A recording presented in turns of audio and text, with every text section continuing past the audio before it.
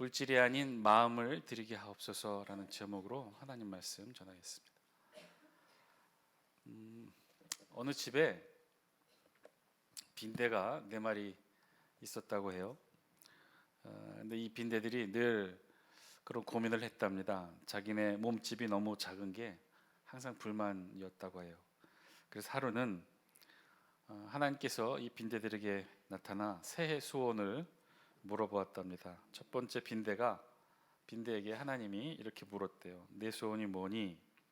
그랬더니 첫 번째 빈대가 이렇게 말합니다. 저는 몸집이 작아 힘이 약해요. 그러니 힘이 센 소가 되고 싶어요. 그래? 그럼 소가 되어라. 그렇게 해서 첫 번째 빈대는 소원대로 소가 되었답니다. 하나님이 두 번째 빈대에게도 똑같이 물었어요. 너는 무엇이 되고 싶니? 저는 하늘을 나는 새가 되고 싶어요. 그럼 너는 새가 되랴. 그렇게 두 번째 빈대도 하늘을 나는 새가 되었습니다. 세 번째 빈대에게 또 하나님이 묻습니다. 너는 무엇이 되고 싶니? 저는 배고픈 걸 견딜 수가 없어요. 그러니 굶지 않고 매일 음식을 잘 뒤져 먹는 쥐가 되게 해주세요. 그래? 그럼 너는 쥐가 되거라. 세 번째 빈대도 소원대로 쥐가 되었답니다. 네 번째 빈대에게 이제 하나님이 물었어요. 너는 무엇이 되고 싶니? 그랬더니 네 번째 빈대가 슬그머니 욕심이 생겼어요. 앞에 세 빈대가 되어진 모든 것을 생각하며 어차피 원하는 대로 다 받는다면 실컷 구해봐야지 하면서 하나님께 이렇게 구했습니다. 하나님, 저는요 소처럼 힘도 세고요, 새처럼 하늘도 날고요, 쥐처럼 굶지도 않는 그런 것이 되고 싶어요. 그러자 하나님이 빙긋이 웃으며 이렇게 말씀하셨어요. 그래, 그럼 소, 새, 쥐가 되어라. 옆에서 하나님의 명령을 집행하는 천사가 잘못 알아듣고는 네 번째 빈대를 소, 새, 쥐가 아닌 소시지로 만들어 버렸답니다.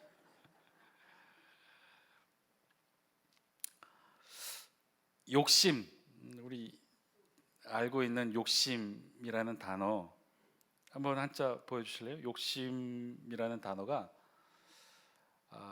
이렇게 구성이 되어 있는데 가만 보면 밑에 마음심이 있죠. 위에는 발할 욕자가 있다고 합니다. 그래서 욕심이라고 할 때 욕자는 욕심욕인데 자세히 그 한자를 뜯어보면 발할 욕 그리고 마음신자로 이루어진 게 바로 이 욕심 욕자라는 거죠. 그래서 욕심을 이 한자 뜻풀이대로 한다면 무언가를 바라는 마음 혹은 무언가를 얻고자 하는 마음이란 뜻이 된답니다. 그러니까 무언가를 바라는 마음 혹은 무언가를 얻고자 하는 마음. 욕심의 뜻에 그래서 중요한 것은요, 뭐가 들어있냐면 마음이 있다는 거예요. 마음이 생긴다는 거죠. 갖고 싶은 마음, 취하고 싶은 마음, 더 움켜쥐고 싶은 마음, 그런 마음이라는 거예요. 결국 마음이라는 거죠. 마음이 생긴다는 거예요. 자, 그러면 그런 마음, 욕심이라고 하는 그런 마음, 더 얻고자 하고 더 성취하고자 하고 더 빼앗고자 하는 그런 마음은 그럼 어떻게 생기는 것일까? 가만히 살펴보니까 그런 마음은요, 저절로 생기는 것이 아니라는 거예요. 아무것도 하지 않았는데 저절로 마음속에서 그런 마음이 생기는 것이 아니라는 거예요. 욕심이라는 건 그래서 어떻게 생겨요? 뭔가 계기가 있다는 거예요. 예전에 신문에 난 기사인데요, 편의상 이 두 사람을 얘기를 했는데 A씨, B씨라고 이렇게 기사에 칭을 합니다. A씨는 어떤 일을 겪었냐면 한 신앙의 은행에 현금 인출기에 들어가서 카드로 돈을 인출하려고 이 카드를 넣어서 보니까 이미 그 안에 현금 인출기 안에 현금 30만 원이 놓여져 있는 거예요. 그래 어떻게 했을까요? 이 사람이 A씨는 눈앞에 놓인 돈을 보고 순간 욕심이 생겨 돈을 가져갔고 아무 일도 없이 없다는 듯이 회사에서 돈을 쓰고 일을 하고 있는데 며칠 뒤에 경찰관에게 체포됐어요. 무슨 혐의냐? 절도 혐의로 체포되었답니다. 그에 반해 B씨는 길을 가다가 우연히 길가에 놓인 작은 상자를 발견했는데 그 상자를 주워 열어보니 그 안에 현금 500만 원 다발이 담겨 있었다는 거예요. 그래서 어떻게 했을까요? 이 B씨 역시 A씨와 같이 순간적인 욕심이 생겨서 그 돈을 가져가서 자기 마음대로 사용을 했어요. 그리고 역시 며칠 뒤에 길거리에 있는 CCTV 촬영의 결과 경찰관에게 체포되었어요. 그런데 재미있는 사실은 이 두 사람의 죄명이 달랐다는 거예요. A씨는 절도죄로 체포된 반면에 이 B씨는 길에서 주운 B씨는 무슨 죄로 체포가 됐냐면 점유 이탈물 횡령죄라는 죄로 체포가 됐습니다. 둘 다 이상하죠. A씨가 왜 절도죄일까요? 은행 인출기, 현금 인출기 분명히 누군가 놓고 간 물건인데, 그런데 그것을 집어왔는데, 그런데 A씨는 절도죄, B씨는 길에서 돈을 주었는데 B씨는 점유 이탈물 횡령죄. 왜 이렇게 각각 달리 범죄 적용을 했을까요? A씨의 경우는요, 은행 내 현금 인출기에 있던 돈이니 누군가 다른 사람이 놓고 갔더라도 그 소유권이 그 장소의 은행권에, 은행 안에 소유권이 인정된다 하여 은행의 물건을 집어갔다고 판단돼서 절도죄가 성립이 됐고요. B씨 같은 경우 길가나 공개된 장소에서 돈이나 지급을 습득하는 경우 소유권이 불분명하므로 점유이탈물 횡령죄의 죄명을 씌우게 됐다는 거예요. 자, 중요한 것은요, 어느 경우나 범죄가 된다는 거예요. 그러니까 여러분들 길이든지 현금 인출기에서든지 돈 가져가면 안 돼요. 그거 분명히 범죄입니다. 은행에 있는 걸 가져오면 그거는 절도죄고요. 길거리에 집는 건 이름도 복잡해요. 점유 이탈물 횡령죄라고 합니다. 그러니까 다 죄라는 거예요. 근데 중요한 것은요, 왜 이런 범죄를 짓게 된 것일까요? 물론 오늘 우리가 이 신문 기사를 통해 이것도 범죄라는 걸 다시 한번 잘 알게 됐지만, 이게 하여튼 범죄라는 거예요. 내 것 아닌 것을 줍게 되거나 내 것 아닌 것을 가져오게 되면 이거 다 범죄라는 거예요. 왜 이런 일들이 일어나게 될까요? 왜 이런 범죄가 일어나게 되는 것일까요? 왜 이들이 이런 범죄를 짓게 된 것일까요? 아무것도 하지도 않았는데 이런 죄를 짓는 건 분명히 아니겠죠. 무언가 계기가 있었다는 거예요. 그 계기가 뭐예요? 돈을 받다는 거예요. 현금 일출기에 인자 없는 돈을 봤기 때문에 이런 마음이 생겼던 거죠. 길거리에 임자 없는 돈 다발을 보았기 때문에 이런 마음이 생겼다는 거예요. 현금 인출기 안에든지 길에서이든지 돈을 보았기 때문에 욕심의 마음이 생기게 되고, 그래서 그로 인해 죄를 짓게 됐다는 것이죠. 자, 그래서 중요한 것은요, 우리 물건을 보게 되면 사실은 이런 마음이 생긴다는 거예요. 그 물건에 대한 마음이 생긴다는 거예요. 그래서 그것이 때로는 욕심으로, 그것이 때로는 좋은 마음으로든 우리는 물건을 보면, 물질을 보면 마음이 생긴다는 거예요. 그래서 사실은요, 물건을 보고 마음이 생기게 되고 때로는 그 물건에 그래서 우리의 마음이 담기게 된다는 거예요. 그것이 정성의 마음, 좋은 마음이 담기면 그 물건은 어떤 물건이 돼요? 선물이 되는 거예요. 그런데 그 물건에 나쁜 마음, 욕심의 마음이 담기면 그 물건은 무슨 물건이 돼요? 훔친 물건, 작물이 된다는 거죠. 선물이냐 작물이냐, 그것을 바라보는 인간의 마음이 어떤 것이냐에 따라 달라지게 된다는 거예요. 그래서 옛말에 견물생심이라는 말이 있죠. 견물생심. 물론 이 단어의, 이 사자성어의 뜻은 나쁜 의미로 쓰이지만 원초적으로 한자의 기본적인 뜻을 직역하면 물건을 보니까 어떻게 됐다는 거예요? 마음이 생겨났다는 거예요. 물건을 통해서, 물건으로 인해서 마음이 생겼다는 거예요. 그것이 좋은 마음이면 좋은 마음으로, 나쁜 마음이면 욕심의 마음으로 그 마음들이 생겨나게 된다는 거예요. 그래서 모든 물건에는요, 인간의 마음이 담기게 되어 있어요. 어떤 물건이든 거기에는 인간의 마음이 담길 수밖에 없다는 거죠. 자, 오늘 우리 본문에서는요, 성막 건축에 관한 예물에 관해 우리 성경이 기록하고 있습니다. 우리 3절 말씀, 우리 영상을 통해 같이 한번 읽어볼까요? 시작. 그들이 이스라엘 자손의 성소의 모든 것을 만들기 위하여 가져온 예물을 모세에게서 받으니라. 그러나 백성이 아침마다 자원하는 예물을 연하여 가져왔으므로. 오늘 우리 본문 3절 말씀은요, 이제 비로소 이스라엘 백성들이 성막 건축을 위해 예물을 가져오기 시작한 사실을 이제 기록하고 있어요. 이제 출애굽기도 이제 거의 마지막으로 가고 있습니다. 우리 출애굽기를 다시 한번 돌아보면 출애굽기 진짜 핵심은 뭐라고 그랬죠? 하나님께서 이스라엘 백성들을 애굽의 노예에서 해방시킨 사건이 진짜 중요한 핵심은 아니었어요. 그건 수단이고 계기였어요. 그렇게 애굽의 노예로 있던 이스라엘 백성들을 해방시켜서 어떻게 하신 거예요? 하나님은 곧바로 가나안 땅, 젖과 꿀이 흐르는 가나안 땅으로 보내지 않으셨고 어떻게 하셨어요? 정반대 시나이 반도 남단에 있는 시내산에 이스라엘 백성들을 부르십니다. 그리고 그곳에서 하나님은 나타나 현현하셔서 이스라엘 백성들을 만나시죠. 그리고 이스라엘 백성을 만나서 하나님이 어떻게 하셔요? 언약을 맺으십니다. 그 언약이 시내산 언약이고 그 언약의 핵심으로 되는 것이 말씀, 율법의 말씀이었죠. 600여 가지가 넘는 율법의 말씀으로 하나님은 이스라엘 백성들을 출애굽하여 시내산에서 언약을 맺으십니다. 그리고 그 언약의 말씀 끝에 600여 가지의 율법의 말씀 끝에 있었던 것이 성막 건축을 위한 말씀이었어요. 그 성막에 대한 말씀을 기록한 본문이 출애굽기 25장부터 31장까지 기록된 말씀이었죠. 사실 이 외에도 우리가 읽었던 출애굽기의 말씀들이 계속해서 반복되는 느낌을 지울 수가 없는 것도 사실이에요. 실제로 내용상의 반복이 있죠. 25장부터 31장까지 우리 성막에 관해서 쭉 다 우리 공부했었죠. 그래서 실제로 성막도 모형으로 만들어 보기도 했었어요. 그런데 또 35장부터 성막에 대한 내용이 기록돼요. 왜 이렇게 반복되는 것일까요? 여기는 이유가 있어요. 오늘 우리 본문 출애굽기 25장부터 31장까지의 말씀을 자세히 살펴보면 거기는요 하나님이 모세에게 말씀하시는 내용이 기록되어 있어요. 아마도 시내산 정상에서 하나님이 모세를 만나고 그리고 그 자리에서 하나님은 모세에게 이러이러한 성막을 만들라고 600여 가지가 넘는 율법의 말씀 끝에 성막 건축에 관한 말씀을 명령하시죠. 그리고 모세가 그 내용을 기록합니다. 자, 그리고 이후 35장에서부터는요 그 성막 건축의 과정에서 이제 모세가 이스라엘 백성에게 자신이 들었던 하나님의 명령의 말씀을 전달하고 그리고 실제로 그 일의 명령에 따라 성막 건축이 진행되는 내용을 다시 한번 기록한 것이 오늘 우리 본문이에요. 출애굽기 35장부터 40장까지 말씀이에요. 그래서 출애굽기 40장 마지막 장은 그래서 뭐로 이루어졌느냐? 이 완성된 성막 건축을 하나님께 봉헌하는 내용으로 기록되어 있는 게 바로 이 출애굽기 마지막 장이죠.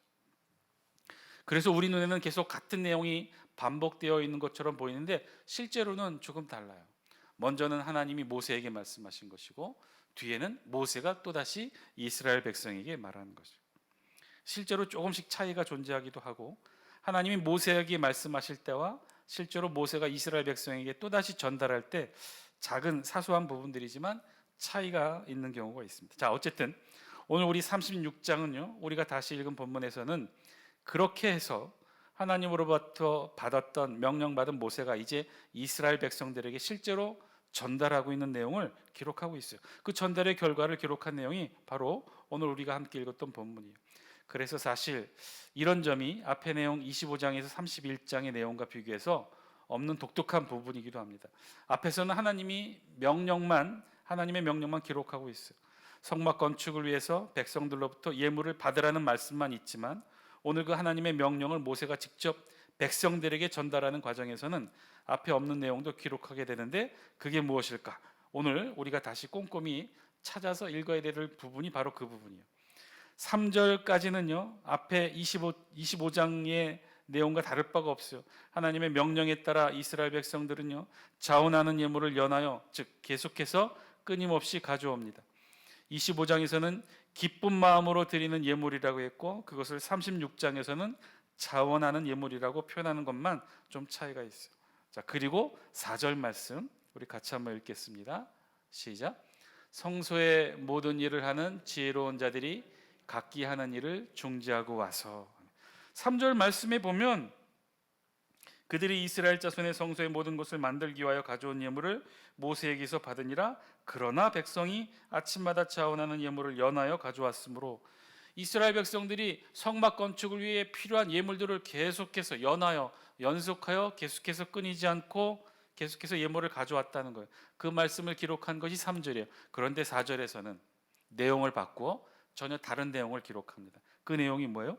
성소의 모든 일을 하는 지혜로운 자들이 누구예요? 부살렐과 오홀리압과 그리고 마음이 지혜로운 자들이 성막 건축의 일꾼으로 하나님 앞에 세워졌다고 했죠.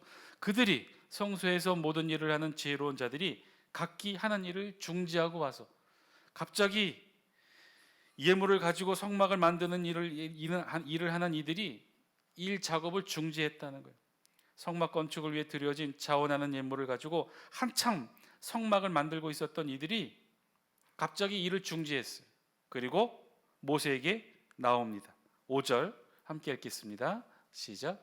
모세에게 말하여 이르되 백성이 너무 많이 가져오므로 여호와께서 명령하신 일에 쓰기에 남음이 있나이다. 아멘.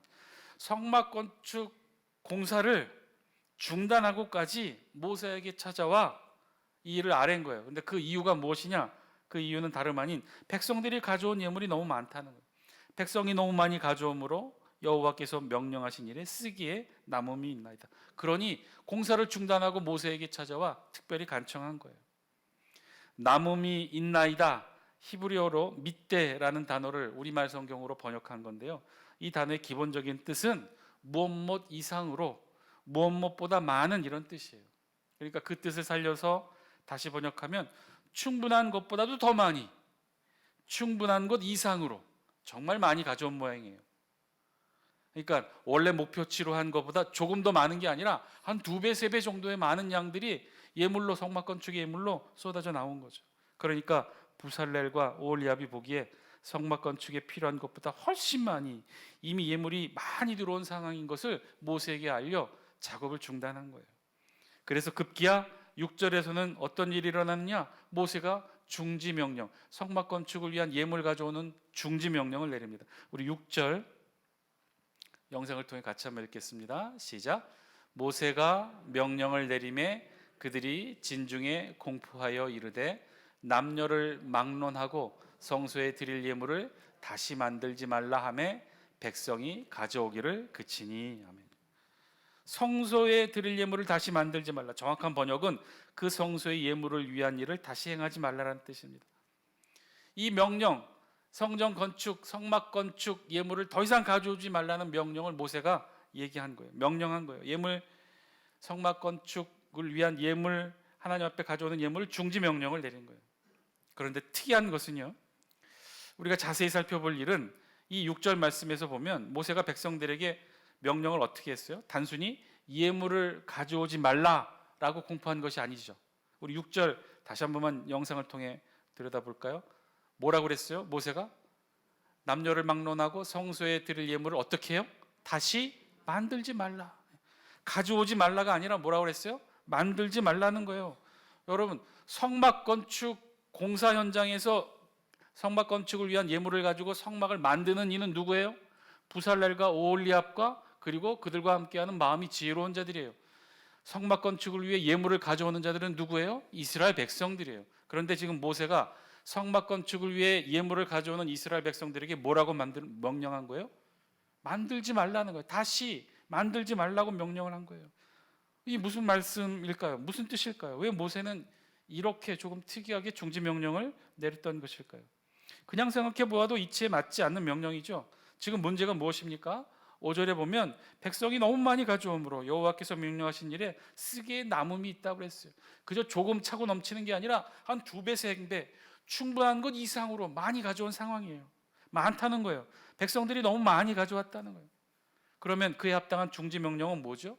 더 이상 가져오지 말라는 명령이 합당한 모세의 중지 명령이었을 거예요. 그런데 모세가 그렇게 명령하지 않고 있다는 거예요. 분명하게 모세는요 다르게 명령해요. 뭐라고 명령해요? 예물을 위한 일을 하지 말라. 성소의 예물을 위해 다시 행하지 말라라고 명령하고 있어요. 왜 모세는 이렇게 명령했을까요? 여기에는요 분명한 이유가 있었던 거예요. 이것은요 그 백성들이 예물을 드리는 것이 그저 단순히 집에 있는 것을 가져오는 것, 집에 있는 것을 옮겨오는 것 이상의 그 다른 무언가 담겨 있기 때문에 그래요. 그저 집에 있는 것 가져들고 와서 성막 건축을 위해 쓰게 하여 주옵소서라고 예물을 가져왔던 게 아니었다는 것이죠. 여기에는요 이스라엘 백성들이 집에 있는 그 물건들을 하나님 앞에 성막 건축을 위한 예물로 가져오면서 수고로운 자신들의 어떤 노력의 행위를 첨가했다는 거예요. 하나님께 예물을 바치기 위해 바치는 이들이 예물과 함께 어떤 일을, 수고로운 일들을 했다는 거예요. 추측해 보면 자신들이 가지고 있는 것을 예물로 드릴 때 수고로운 노동력과 함께 드렸다는 것인데, 그것은 아마도 추측해 보면 집에는 자신들의 예물이, 즉 하나님의 성막에 쓰일 수 있도록 그 예물을 가공하거나 수정하거나 다듬거나 가꾸거나 노력했을 거라는 것이죠. 그렇게 추정할 수 있는 거죠. 자신들이 집에서 사용되는 물건이 하나님의 성막에 적합하게 쓰일 수 있도록 그냥 가져다 드린 것이 아니라 자신들의 예물을 다듬고 가꾸고 치장하여 드렸다는 거죠. 그래서 3절에서 보면요, 3절 말씀을 보면 처음부터 백성들이 예물을 가져오는 모습을 우리 성경이 이렇게 표현해요. 우리 3절 다시 한 번만 같이 읽어볼까요? 시작. 그들이 이스라엘 자손의 성소의 모든 것을 만들기 위하여 가져온 예물을 모세에게서 받으니라. 그러나 백성이 아침마다 자원하는 예물을 연하여 가져왔으므로. 이상하지 않습니까? 집에 있는 물건 그냥 가져오는 것이라면요, 그냥 가져오면 돼요. 그러면 하루 이틀 만에 200만 이스라엘 백성들이 다 집에서 가져온 물건들을 꺼내 가져왔을 거예요. 그런데 우리 성경 그렇게 표현하지 않았어요. 어떻게 해요? 백성들이 예물을 가져오는 모습을 어떻게 표현한 거예요? 연하여, 연속하여 계속해서 예물을 가져 나오는 거예요. 한 번에 200만의 백성들이 다 나온 게 아니라 조금씩 계속해서 이들이 백성들이 하나님 앞에 성막 건축을 위해 예물을 가져왔다는 거예요. 이 말씀의 뜻이 무엇인가요? 연속해서 가져왔다는, 한꺼번에 이스라엘 백성들이 자신의 집에 있는 물건을 가져다가 성막 건축을 위해 하나님께 드렸다는 것이 아니라는 거예요. 그랬다면 아마 며칠에 걸쳐서 이 많은 백성들의 예물이 성막 건축 현장에 수북히 쌓였을 거예요. 그러나 실제로는 그렇지 않았죠. 계속해서 연이어서 백성들이 여러 날에 걸쳐서 성막에 쓰일 물건을 가져왔던 것이죠. 그렇게 한 이유가 있었어요. 왜요? 백성들이 집에 있는 물건을 그냥 가져다가 성막 건축 예물로 내어놓은 것이 아니기 때문에 물건 하나하나 하나님의 성막 건축의 쓰임을 위해서 백성들은 거기에 자신들의 수고와 노력과 노동력을 들였던 거예요. 가공하고 수정하고 깨끗이 닦고 기름칠도 하고 정성스럽게 그 물건에 자신들의 마음을 덧입혀서, 그래서 이들은 예물로 가져왔던 거죠. 그랬기 때문에 이스라엘 백성들은 단번에 일시에 예물을 드리지 못하고 아침마다 매일같이 연하여 여러 날에 걸쳐서 조금씩 예물을 가져왔던 거예요. 이제 우리 성경은요, 그 하나님의 예물을 모으는 명령에 대한 결과를 이렇게 최종적으로 기록합니다. 7절 말씀 같이 한번 읽습니다. 시작. 있는 재료가 모든 일을 하기에 넉넉하여 남음이 있었더라. 아멘.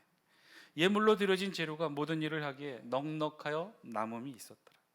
실제로 이스라엘 백성들의 성막 건축을 위해 드린 헌물은요, 차고 넘쳤어요. 나중에 총 결과를 우리 성경 38장에 기록하고 있는데, 그곳에 보면 이렇게 기록해요.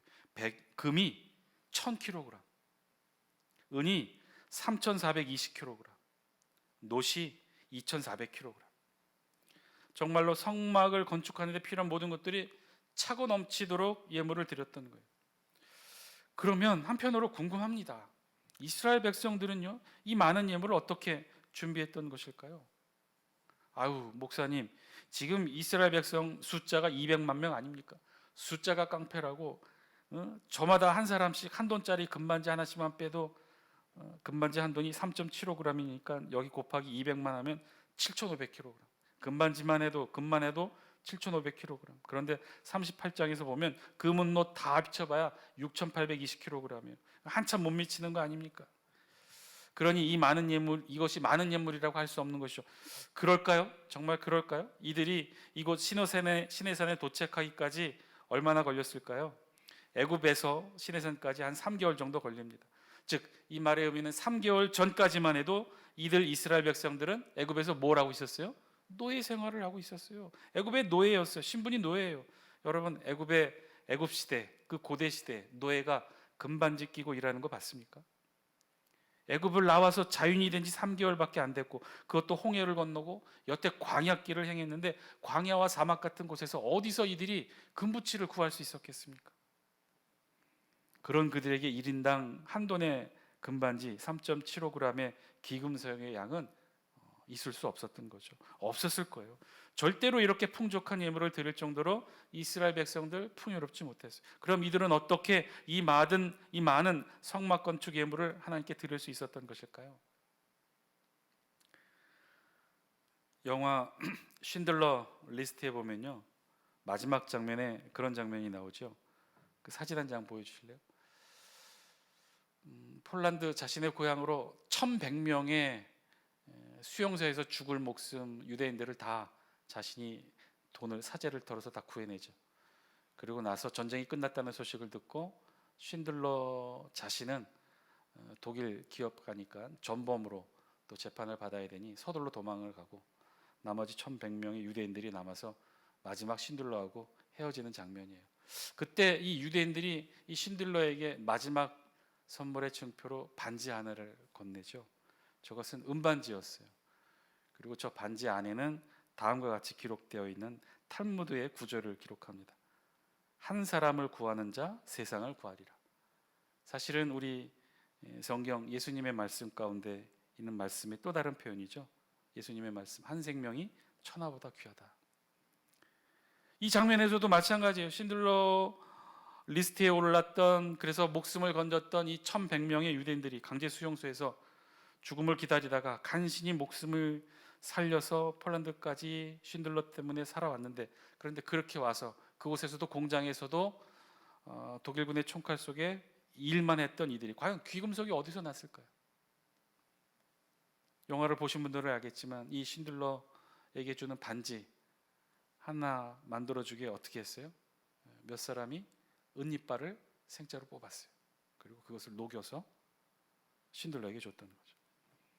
이스라엘 백성들도 마찬가지였겠죠. 그랬던 거죠. 정말 평생을 노예 생활을 하면서 가족 대대로 온갖 수모와 착취와 목숨의 위협을 이겨내가며 가족 내에 소중히 몰래 감추어 보관해왔던 그 보물, 그 귀금속 조금, 그 은, 그 놋 조금 다 감춰놨던 것들, 이 모양으로 감추고 저 모양으로 감추고, 어쩌면 영화에서처럼 저들 금리빨로, 은이빨로 이 몸 안에 숨겨져 있었을지도 모르죠.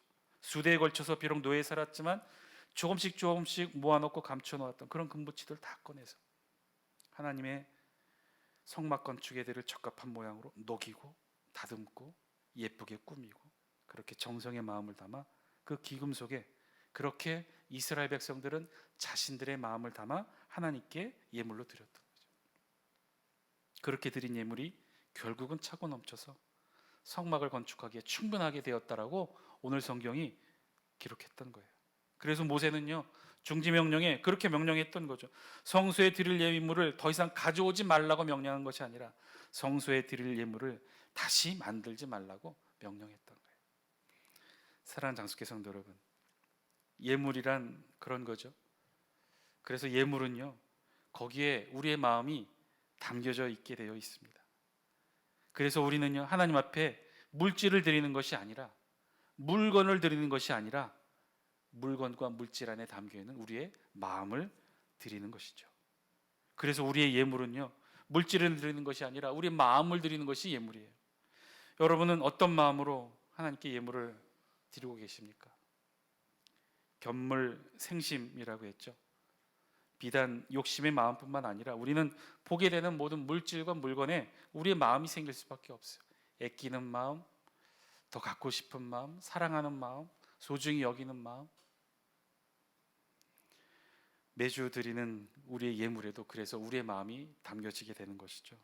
어디 그뿐이겠습니까?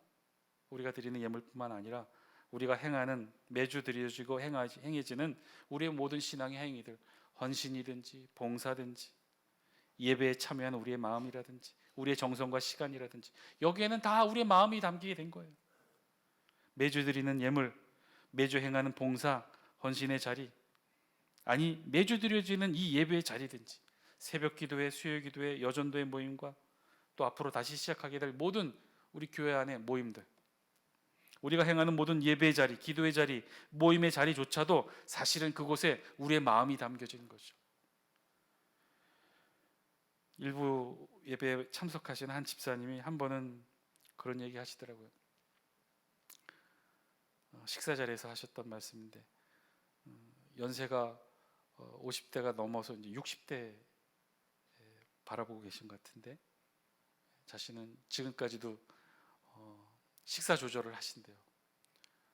달리 표현하면 몸매 관리를 하신다는 거예요. 왜냐? 주일에 하나님 앞에 늘 예쁜 옷 입고 예배드리기 위해서 그렇게 몸매 관리를 하신대요. 농담이 조금 섞여 있을지도 모르지만 이분 굉장히 진지하게 말씀하셨어요. 정말 매주일 자신 나름대로 예쁜 옷을 입고 오셔요. 우리 예배 자리 그런 거죠. 하나님 앞에 예배드리고 헌신하고 봉사하고 거기에는 다 우리 마음이 담겨 있는 거예요. 우리가 드리는 물질뿐만 아니라 하나님 앞에 드려지는 모든 헌신의 시간들조차도 거기엔 다 우리 마음이 담겨져 있는 거죠. 중요한 것은요, 물질이 아니라 마음이라고 했어요. 물질을 드리는 것이 아니라 우리의 마음과 정성을 드리는 거예요. 헌신도, 봉사도, 차량 봉사도, 예배 안내도, 찬양대 봉사도, 교사로 헌신하는 것도, 교회 안에서 이루어지는 모든 봉사와 헌신에도 그래서 거기엔 다 우리의 마음이 담겨지게 되고 결국은 그 마음을 드리게 되는 거죠. 여러분, 하나님이 무엇이 필요하시겠어요? 물질이 필요하겠습니까? 하나님 물건이 필요하겠습니까? 하나님이 여러분의 시간이 필요하시겠습니까? 여러분의 시간을 모아야 하나님이 쓰실 수 있는 시간이 되시겠습니까? 천만에요, 그렇지 않잖아요. 하나님은 그곳에서 결국 우리의 마음을 받으시는 거죠. 여러분, 지금 어떤 마음으로 하나님께 이 자리에 수요 기도회로 함께 하시고 어떤 마음으로 하나님께 그 예물과 마음을 드리고 계십니까? 어떤 마음으로 예배하고 어떤 마음으로 헌신하고 어떤 마음으로 봉사하고 계십니까? 사랑하는 장수교 성도 여러분, 마음이라고 했습니다. 결국 우리의 마음을 드리는 거예요. 그러면 어떤 마음을 하나님께 드려야 될까요? 마지못해서 하는 마음, 어쩔 수 없어서 드리는 마음, 사람들의 눈치를 보면서 하는 마음, 누군가를 향한 미워하는 마음으로, 시기하고 질투하고 증오하는 마음으로, 만약에 그런 마음이 담긴 우리의 신앙의 행위를 하나님께 드린다면 하나님께서 그런 우리의 마음을 기쁘게 받아주실까요? 껄끄럽고 불편하고 미워하고 증오하고 괴로운 마음으로 드려지는 그 어떤 예물에 하나님이 기뻐 받으실까요? 마음입니다. 결국은 우리의 마음인 줄 믿습니다. 결국 하나님께 드려지는 것은요, 예물에 담긴 헌신과 봉사에 담긴 우리의 마음이에요. 자원하는 마음, 아름다운 마음, 소중한 마음, 사랑하고 감사하고 기뻐하는 마음, 그런 마음이 담긴 우리의 신앙과 헌신과 봉사와 예물이 되게 하여 주옵소서. 이 저녁에 기도하시는 저와 여러분들의 기도의 제목 되기를 바랍니다. 그런 우리의 소중한 마음을 드릴 수 있는 우리가 되게 하여 주옵소서. 기도하시기 바랍니다. 어떤 교회의 성도가 헌금 시간이 되자 아마 헌금 바구니 이렇게 돌리는 그런 교회였나 보죠. 부랴부랴 지갑에서 꺼내 지갑에 있는 여러 지폐 중에 1,000원짜리를 찾았대요. 1,000원짜리 한 장을 찾아서 꺼내서 1,000원을 헌금 주머니에 이렇게 헌금을 넣고 있는데 옆에 좀 떨어져 앉아 있는 분이 내 어깨를 툭 치면서 5만 원짜리를 이렇게 건네준답니다. 그래서 아마 좀 낯설고 아마 우리 교회 등록한 지 얼마 안 되는 그런 성도처럼 보여서 헌금함에 대신 넣어달라는 의미인 줄 알고 그 5만 원을 받아서 헌금함에 이렇게 넣었대요. 그 속으로 생각해 보니 우리 교회 출석한 지 얼마 되지도 않은 것 같은데 이렇게 헌금을 많이 하는 걸 보고는 머쓱한 기분이 들어서 예배 끝나고 나가는 길에 그분한테 말을 걸었대요. 헌금을 많이 하시는군요. 그랬더니 그 사람이 이렇게 대답했답니다.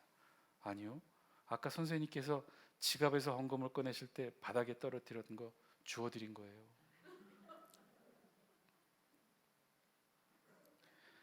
여러분, 이 성도는 그러면 하나님께 얼마를 헌금한 것일까요? 1,000원을 헌금한 것일까요? 5만 원을 헌금한 것일까요? 아니면 5만 1,000원을 헌금한 것일까요? 이 성도가 드린 물질은 5만 1,000원일지 모르나 이 성도가 하나님께 드린 마음은 1,000원이겠죠. 하나님도 1,000원의 마음을 받으셨겠죠. 사랑하는 장수교 성도 여러분, 어떻게든요, 물질에는, 물건에는, 헌신과 봉사, 섬김, 우리의 시간에는요, 우리 마음이 담길 수밖에 없어요. 견물생심이라고 그랬어요. 모든 것에 다 우리의 마음이 담길 수밖에 없어요. 그러면요, 기쁘고 즐거운 마음으로, 그러면요, 감사하는 마음으로, 그러면요, 사랑하는 마음으로, 그러면 성경의 표현대로 자원하는 마음으로, 하나님이 기뻐하시는 마음으로 하나님께 그 마음을 드릴 수 있는 저와 여러분 다 되시기를 주의 이름으로 간절히 축원드립니다. 이 저녁 우리 함께 기도하기를 원합니다. 하나님, 우리의 마음을 온전히 하나님께 드릴 수 있는 우리들이 되게 하여 주옵소서. 물질을 드리는 것이 아니라고 했습니다. 시간과 봉사와 헌신, 나의 노력, 나의 정성, 우리의 마음이라고 했습니다. 그러면 기뻐하는 마음, 자원하는 마음, 사랑하는 마음, 헌신하는 마음, 하나님이 기뻐하시는, 하나님이 보시기에 좋은 마음으로 하나님 앞에 드릴 수 있는 우리들 되게 하여 주옵소서. 우리도 우리의 마음을 담은 아름다운 예물을 드리게 하여 주옵소서. 그런 예물들이 모여 이 땅 가운데 하나님의 뜻으로 쓰여지게 되는 줄 믿습니다. 우리의 마음들이 모여 하나님의 마음을 담은, 하늘의 뜻을 담은 이 땅 가운데 하나님의 뜻이 실현되는 놀라운 역사, 우리들의 마음을 통해 이루어지게 하여 주옵소서.